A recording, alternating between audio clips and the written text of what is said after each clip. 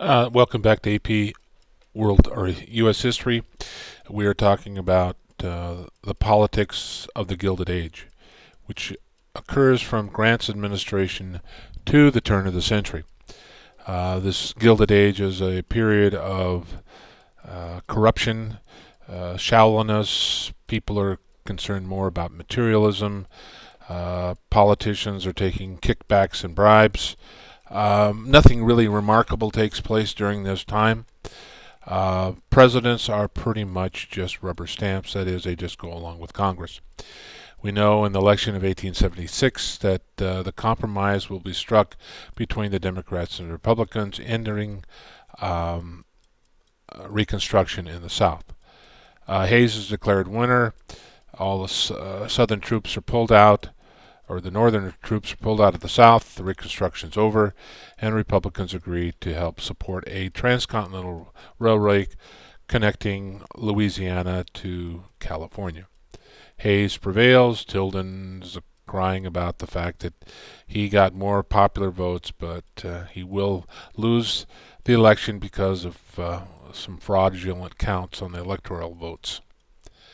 Republicans in the election of 1880 will elect Garfield. Um, Unfortunately for him, he was killed by a disgruntled office seeker, and Chester Arthur becomes president and will serve out the rest of his term. Garfield became a martyr in the corrupt civil service system. Uh, in that presidents routinely gave jobs to their buddies in the executive branch. And so there's going to be an outcry for some kind of reform in the civil service system. There are a few groups that you need to know about. Um, the half breeds were those who believed half heartedly in some kind of reform. They weren't and they believed also in African American rights, which they're going to sort of lukewarmly support. The stalwarts love the spoils system situation. Let's just keep things the way they are. Although both groups are somewhat sympathetic towards African Americans, they're going to quickly lose interest, and the compromise of 1877 really is going to end the Republicans' interest in looking out for African Americans. So Bain and Conklin, one supporting half-heartedly some kind of civil service reform, and the stalwarts leaving the system as it was. The other arm of the Republican Party is going to be the Mugwumps, and they're going to be staunch supporters of civil rights for African Americans and also an end to political corruption and the spoils system. Some kind of reform in the civil service system. So the 1880 election, Hancock and English, nobody remembers them because they were losers. Inspecting the Democratic Curiosity Shop, Democrats really don't know one end from the other, according to this particular cartoon. The 1880 election, you can see that Garfield will win, but shortly after, a month or so into his presidency, he will pass away from an assassin's bullet. 1881, after he is sworn in as president, he will be assassinated by someone who was believed that he should have had a job in the Garfield's administration but didn't receive one. And Charles Griot, I am a stalwart, and Arthur is president now. So he believed in this spoil system and didn't receive his job. Chester Arthur is an unremarkable president. His main accomplishment during his presidency is the passage of the Civil Right or the Civil Service Act. Uh, so Conklin, he leads the stalwarts, um, and they want to see that civil service jobs go to political supporters. Half-breeds, they're sort of lukewarm towards civil service reform and less committed to Reconstruction issues. Mugwumps, somebody you'll have to remember, represented in the Thoughts by Thomas Nath, are young liberal reformers. They want policies that favor African Americans, and they want to end corruption in government. They were not interested necessarily in reforming every ill in society. Their primary focus was on political corruption. And so reformers who wouldn't renominate Chester Arthur because they didn't really believe that he was a reformer. Although the Civil Service Act is passed, which requires that people take a test in order to qualify for jobs. Reform to them, create a disinterest, impartial government, didn't favor anybody. They believed in education. They saw themselves seeing the government run by the elites. They did believe in social Darwinism, that is, the survival of the fittest would survive. A laissez-faire government, that is, hands-off big business. So the real reform that they're concerned about is corruption in political office and also reforms for African Americans. So they did not favor any kind of favoritism to any group. And their main target was political corruption, not necessary social reforms and economic reforms. They just believed in a hands-off attitude. This shows the mugwumps.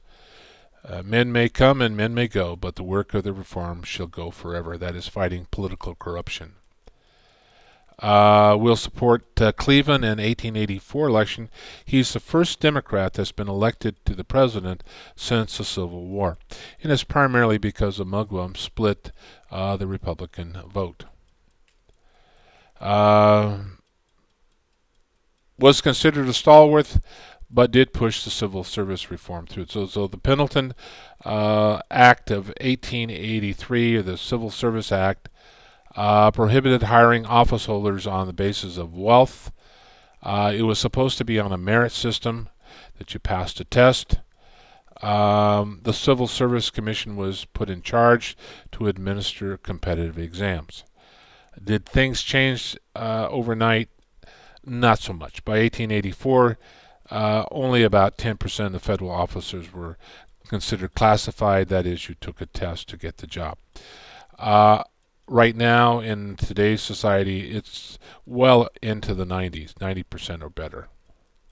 Chester Arthur, A Fox in the Chicken Coop, this were a cartoon believing that he believed in the stalwart system and wanted to give jobs to his cronies, although the Pendleton Civil Service Act will be passed during his administration, something that appeased some of the mugwumps, but really didn't go far enough.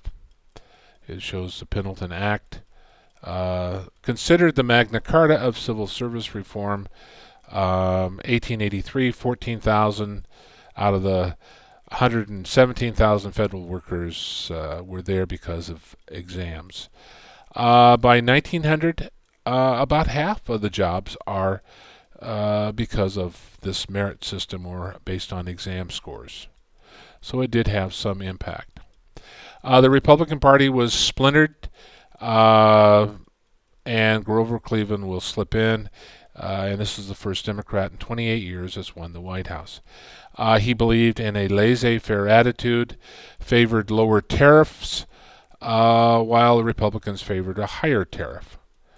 Landmark legislation, the Dawes Act, which was supposed to assimilate Native Americans into white society. Interstate Commerce Act was passed in 1887, which favored regulating prices on railroads. He ran against Baines, a Republican, and he will prevail.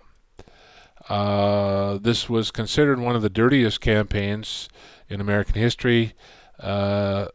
Cleveland was accused of having an illegitimate child, and during the Victorian period, this is a no-no. Mama, where's my pa? He's gone to the White House. Ha ha ha. Well, in spite of this scandal, he was elected president. The little lost mugwump, Bain. Of course, Bain believed in half-heartedly in the civil service reform. This shows the election of 1884, first Democratic president in 28 years to be elected. He was considered the veto governor of New York, first Democratic elected since 1859. The public office is a public trust. He was a laissez-faire president, as most of them were. He opposed bills to assist the poor as well as the rich. Don't give anybody any money. He vetoed over 200 special pension bills for civil service veterans, which didn't make him very popular among Union vets after the Civil War. But he was always trying to be fiscally responsible. Bravo, Senor Cleveland, bringing cost under control. After the Civil War, Congress raised tariffs to protect U.S. industries. Big business wanted to continue this. Consumers didn't like it because it raised the price of imported goods. 1885 tariffs account for about $100 million in surpluses. This is primarily where the government gets its jobs. Mugwumps opposed to it, kind of a question mark. No one really can put a finger on that. Cleveland view on the tariffs, not 100% sure, other than he will push somewhat for lower tariffs. Tariffs became a major issue in 1888 in the presidential election. Filling the rough edges, this is a tariff of 1888, which will essentially cost Cleveland his bid for the White House. Cleveland is the only president who was not elected consecutively. He was elected in 1888, and then in 1888 he was not elected, but in 1882 or 4 he was elected, and then he'll be elected in 1892. Again, Grover Cleveland and Benjamin Harris is going to be elected president. Harris believed in protecting American businesses, and so he is going to keep the tariff intact. Smallest specimen yet. Basically, he didn't have much impact on the presidency. This is the 1888, the presidential election, and Harrison is going to win. During Cleveland's presidency, there was a certain surplus. The government was in the black, and Americans were feeling pretty good about themselves. Some Americans were not satisfied with what the government was doing, and we'll pick this up next time as we finish part 3.